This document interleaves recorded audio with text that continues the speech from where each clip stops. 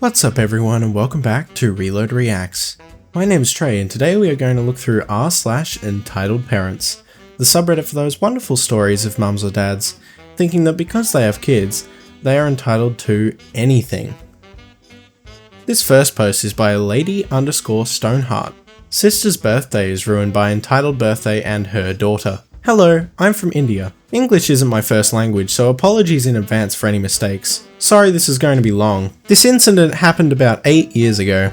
It was my sister's birthday and a lot of family members from my dad's side were invited. My dad's sister, who will be called EM henceforth, and her daughter, EC henceforth, were visiting us after a lot of years because they shifted to California. So EM wanted her daughter to be the center of attention since the moment they came in. EC was about 7 years old and everyone was quite taken with her because she spoke in an adorable accent.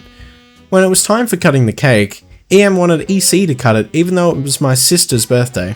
The reason being, she is a kid. She deserves to cut the cake. She is the youngest of them all. My sister is way too old to be cutting cakes anyway. It was my sister's 11th birthday. EM's request/order was declined by my mum, which made EM quite angry. When dinner was served, EM was very hungry and sat down to eat. As soon as she started, EC started crying and demanded to be fed, and EM expected my mum to stop eating and feed her kid, and my mother agreed. The worst was at the time of gift unwrapping. My sister loves Barbies so much she received a doll and dollhouse from my mum and dad, and I gave her a bunch of homemade chocolate that I made myself. EM, what does S need chocolates for anyway? Come on, give them to EC, you are way too old for them. S gave EC some of them, which EC started to eat them right there and then. S then went on to unwrap other presents and was made to share a bunch of other stuff like sparkle pens, a set of crayons etc too with EC. EC after some time started wailing that she wanted more chocolate. EM literally shouting, "Why have you not given her the chocolates? Didn't I ask you to? Why are you being so mean? She's your cousin, she deserves them." S was almost at tears and gave her 3 more. Now only 5 chocolates remained which she gave to each of us, Mum, Dad, EM and me.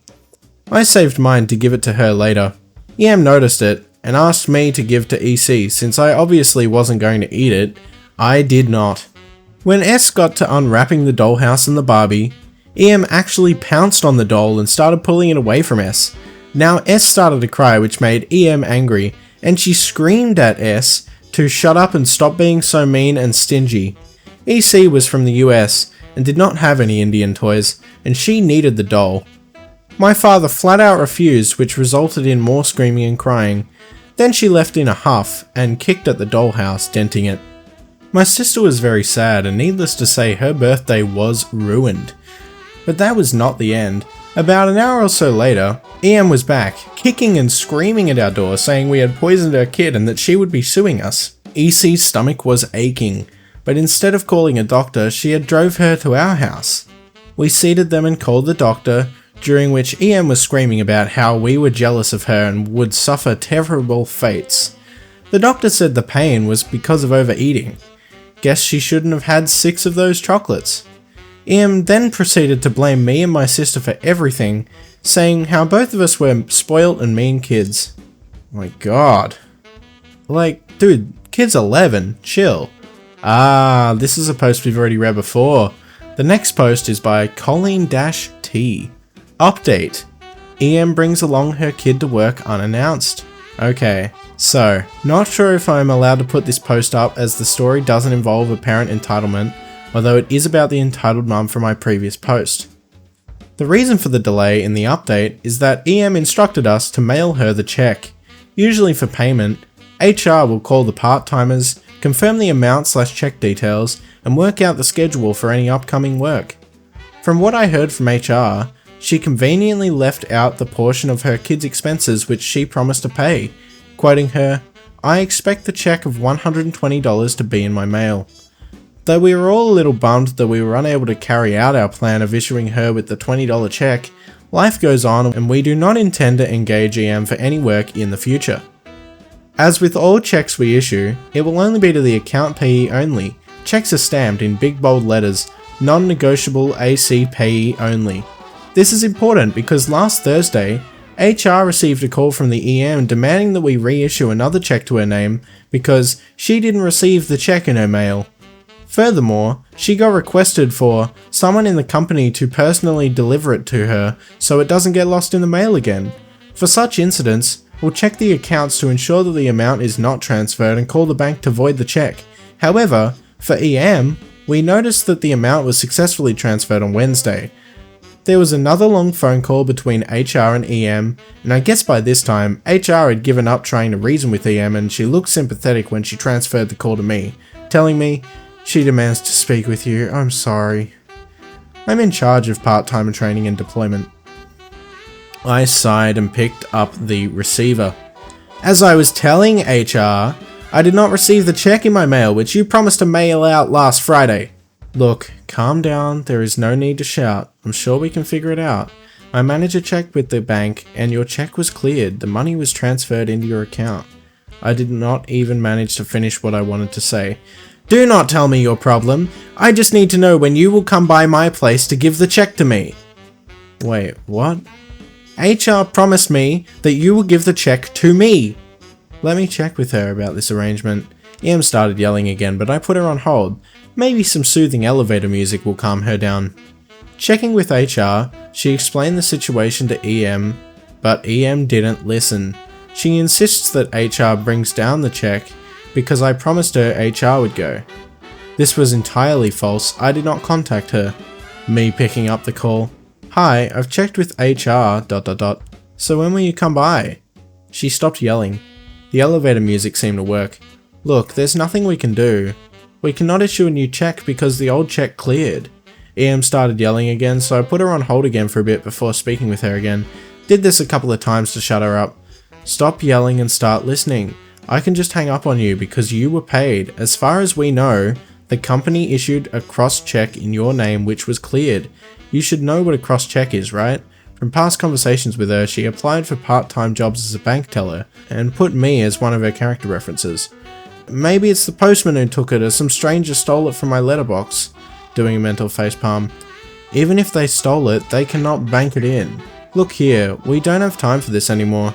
If you are unsatisfied with the resolution, please seek legal recourse." EM started raising her voice about her being an employee and employee rights and suing me. "No you aren't. We don't even have any documents stating you are one of our part-timers. In fact, who are you again? I'm not even sure who I'm talking to." Slams phone down. I wish I could tell you guys I did, but in actual fact, I just listened to her ramble on a bit and told her that I can't do anything and that she's a freelancer which are not covered under employee rights. If she wished to pursue this, she can seek assistance with small claims court. Me trying to change the topic and end the conversation. "Anyway, the bank engaged a company to screen the candidates and they called me asking about you." EM sounding slightly happier. "Really? What did they ask? You told them about my good performance, right?" "Yeah, I did. I received the call the week after the carnival. They asked her about her job role, job performance, strengths, areas for improvement, which I answered based on facts. EM is competent despite her entitlement, but the final question was, if I was given the chance, would you hire EM again? No matter how I tried, I really found it hard to say yes to this question, so I responded negative after a brief hesitation. The caller was kinda taken aback.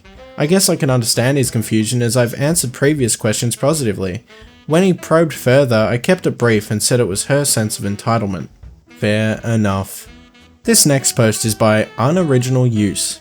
EM demands my drink for her kid. Gets mad when she finds out I spoke the truth about it being alcoholic. Now for a bit of context, last weekend was Liberation Day in Holland, and many cities were having festivals to celebrate. Most of these festivals have free entrance, so they tend to crack down on people bringing their own food and drinks to increase profit from beverage sales. A mate of mine lives within the area where the festival is taking place though, so we usually drop our booze at his place and retrieve it during the festival. Since it didn't seem like a terrific idea to walk around with a bottle of JD, I mixed it into a 1 litre Coca-Cola vanilla bottle with just enough Coke that it looked like Coke and went onto the festival grounds. I'm assuming everybody is familiar with the common abbreviations. JD is my good friend Jack Daniels. We've been through a lot together. While walking around with the bottle of Coke, I feel a tap on my shoulder. Festival etiquette is to move over to the side to let somebody pass, after which I moved along. I suddenly feel a hand grabbing my shoulder and trying to pull me back, so I turn around and I'm faced with a typical Karen. "Where'd you get that?" pointing at the bottle. "Me, I brought it from home." EM, "Can my kid have some?" Not wanting anyone to know that I had booze on me. "They sell Coke over there. You can buy your kid a fresh cold one." "They don't sell vanilla Coke there. And he doesn't like the regular one. He wants yours," holds out hand. If he doesn't like the regular one, I'm sure he won't like this any better. Meanwhile, the kid has started squealing about how he's thirsty and wants that one.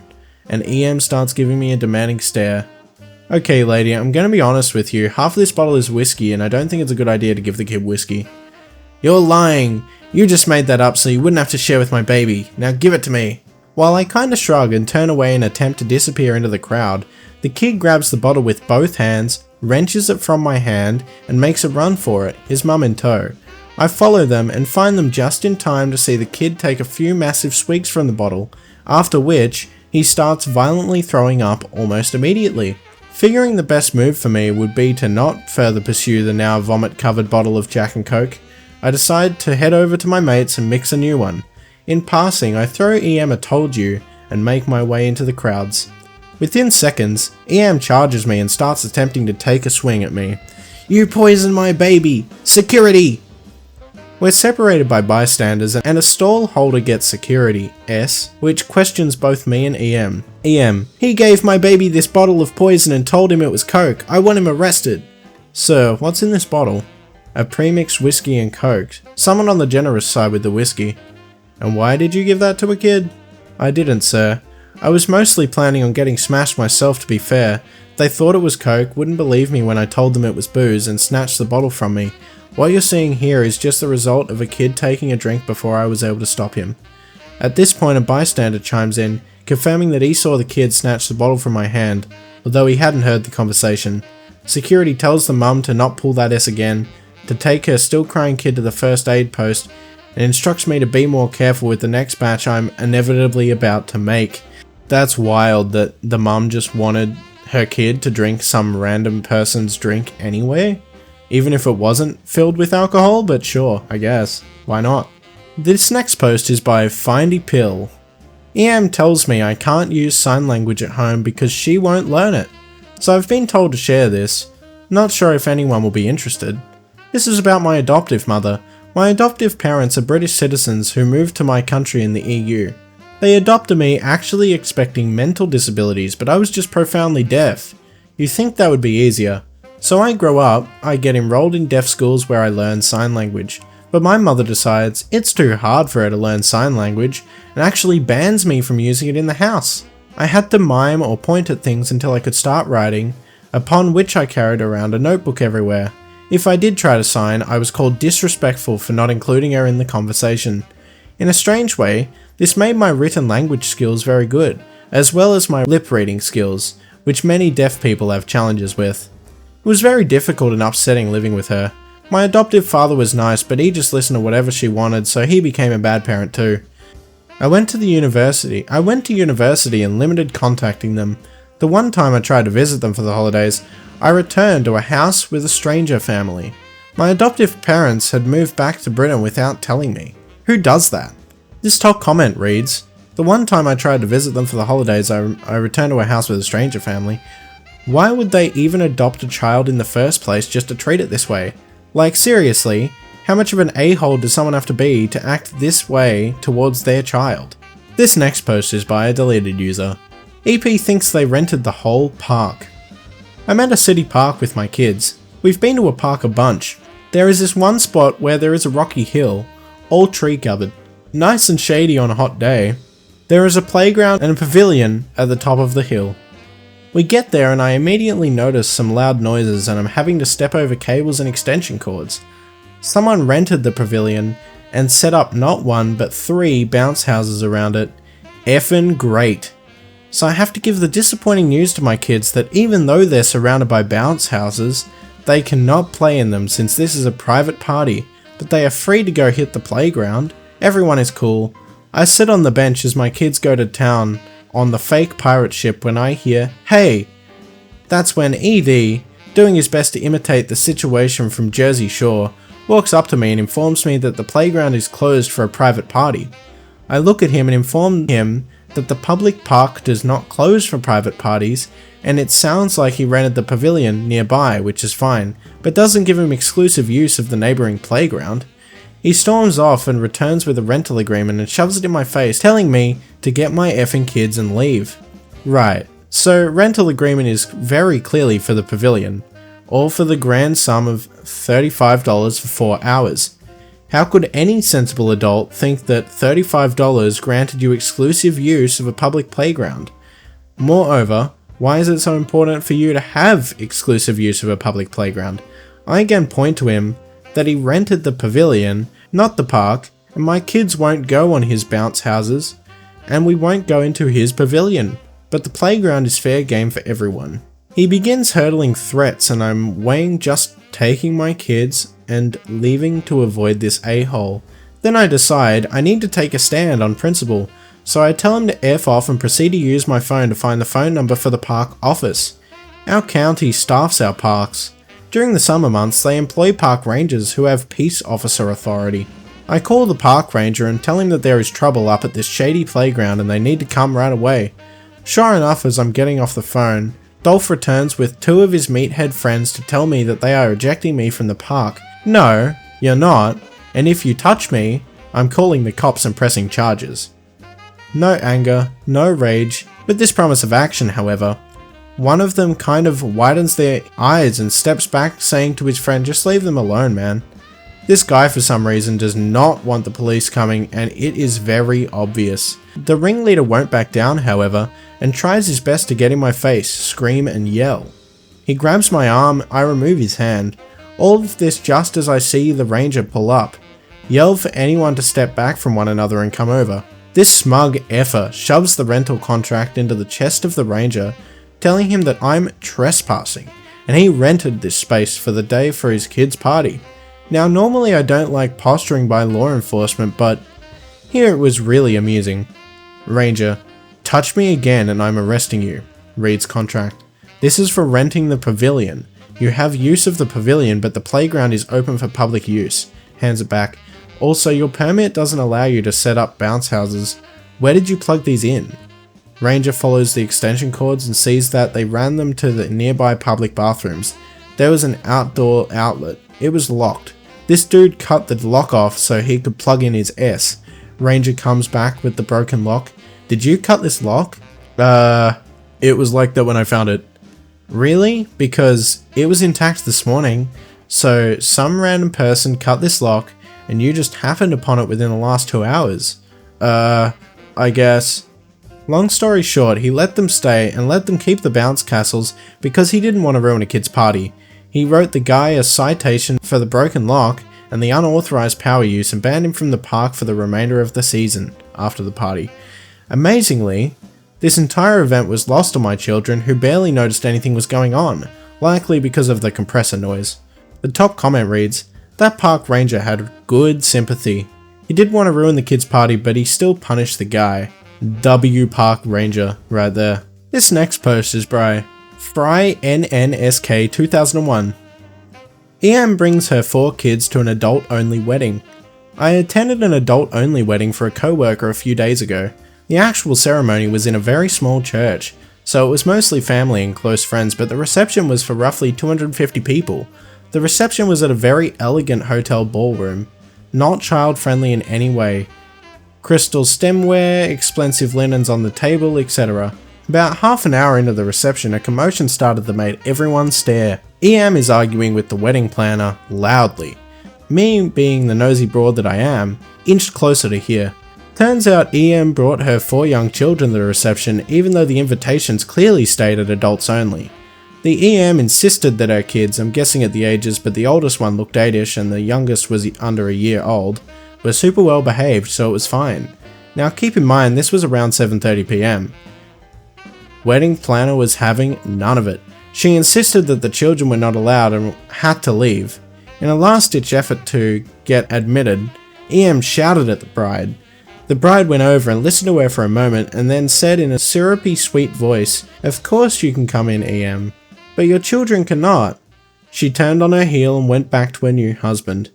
EM flipped a nut, yelling about how she was invited, couldn't find a babysitter, etc. 3 of the groomsmen escorted her and her kids to the door. Top comment reads, "Bride gives 0 Fs about EM and I love it." So do I, Yoshi Fan X, so do I. And that's going to be about it, guys. Hope you enjoyed the stories in r/EntitledParents. Let me know what you'd like to listen to next in the comment section below, because I post new Reddit content every single day. My name is Trey, this was Reload Reacts, and I will see you in the next video.